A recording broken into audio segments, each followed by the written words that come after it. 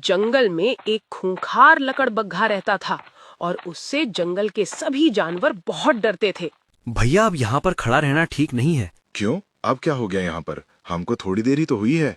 अरे आपको नहीं पता, अब वो खूंखार लकड़बग्घा शिकार पर निकलने वाला है। अगर उसकी नजर हम पर पड़ गई तो यहीं पर चीर फाड़ कर खा जाएगा।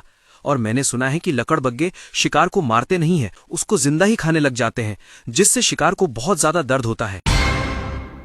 अरे हाँ, ये तुमने बहुत सही समय पर याद दिलाया। इससे पहले वो खूंखार लकड़बग्घा यहाँ पर आ जाए, उससे पहले यहाँ से कल्टी मार लेते हैं। डंकी और डियर वहाँ से कल्टी मार गए। कुछ देर बाद वहाँ से वो खूंखार लकड़बग्घा गुजरा।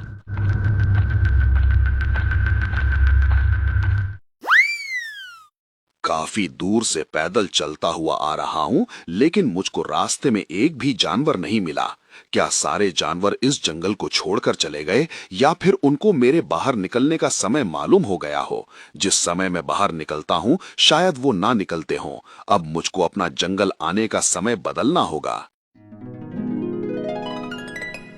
चलो मेरे बच्चों, जल्दी जल्दी चलो, इससे पहले दोपहर हो जाए और वो खूंखार लकड़बग्घा शिकार के लिए निकले। हमको दोपहर होने से पहले अपना भोजन लेकर घर लौटना होगा। पर मम्मा, हम उस लकड़बग्घे से डरते क्यों हैं? वो इसलिए बेटा, वो लकड़बग्घा बहुत जालिम और खूंखार शिकारी है। वो किसी पर दया नहीं करता। अगर उसको एक बार शिकार दिख गया तो वो उसको जिंदा ही फाड़ डालता है। इसीलिए मेरे बच्चों, पूरा जंगल उस लकड़बग्घे से डरता है। इसीलिए दोपहर को कोई बाहर नहीं निकलता। पर मम्मा, अगर लकड़बग्घा दोपहर की जगह सुबह शिकार पर निकल आया तो? बेटा, ऐसा कभी हुआ नहीं है। अगर ऐसा होगा तो जंगल में बहुत बड़ा संकट आ जाएगा। पर मम्मा, संकट से लड़ने के लिए हमारे जंगल में राजा तो है ना, वो उस लकड़बग्घे का मुकाबला करेंगे। अरे बेटा, पूरे जंगल में ऐसा कोई नहीं है जो उस लकड़बग्घे से लोहा ले सके। और रही बात हमारे राजा की, तो हमारे राजा भी उस लकड़बग्घे से थर थर कांपते हैं। चलो बेटा, अपना पेट तुम जल्दी जल्दी भर लो, फिर हम दोपहर होने से पहले घर चले जाएंगे। और लकड़बग्घे ने अपना समय बदल दिया। अब वो दोपहर की बजाय सुबह जाने लगा। अरे ये क्या? मुझे तो यहाँ पर किसी बकरी की गंध आ रही है, और ऐसा लग रहा है जैसे बकरी अपने परिवार के साथ में आई हो। अगर मेरी सूंघने की क्षमता सही निकलती है तो मुझको आज का भोजन मिल जाएगा। और उस बकरी की गंध लेते हुए वो लकड़बग्घा भी उसी ओर आ गया। तभी उसकी नजर बकरी के परिवार पर पड़ जाती है, जो जंगल से घर की ओर लौट रहा था। और लकड़बग्घा चुपचाप जाकर बकरी के एक बच्चे को शिकार बना लेता है।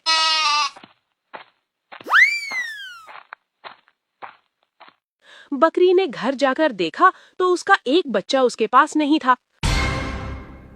अरे, मेरा एक बच्चा कहाँ चला गया? कहीं ऐसा तो नहीं है वो जंगल में ही रह गया हो? मैंने तो अपने बच्चे पर ध्यान ही नहीं दिया। कहीं किसी शिकारी ने उसको शिकार ना बना लिया हो। मुझको जल्दी जाना चाहिए। और बकरी ने जंगल में जाकर देखा तो खूंखार लकड़बग्घा उसके बच्चे को खा चुका था।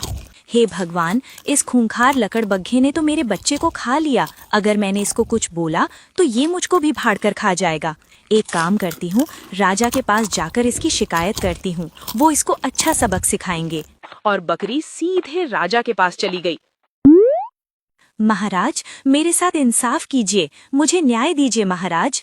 तुम्हारे साथ न्याय जरूर होगा। बताओ, किसने अन्याय किया है तुम्हारे साथ? महाराज, एक लकड़बग्घे ने मेरे बच्चे को मार दिया और वो उसका मांस खा रहा है। आप उसको इतनी भयानक सजा दो कि वो दोबारा किसी के बच्चे को अपना शिकार न बना सके। तुम चिंता मत करो, तुम्हारे साथ न्याय जरूर होगा। महामंत्री, तुम शीघ्र जाओ और उस लकड़बग्घे को हमारे दरबार में बुला कर लाओ।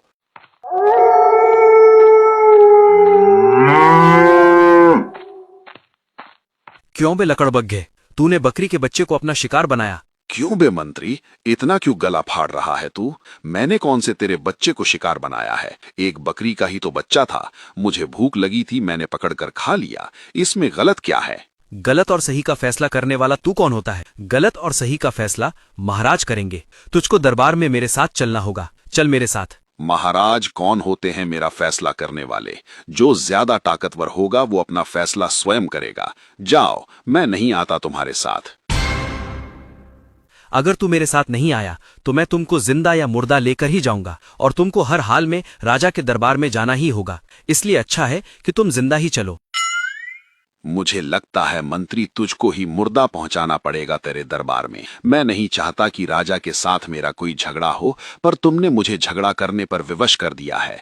आज मैं तुझको ऐसा मजा चखाऊंगा, तू तो क्या जंगल का कोई भी जानवर मुझे बुलाने के लिए मेरे पास नहीं आएगा।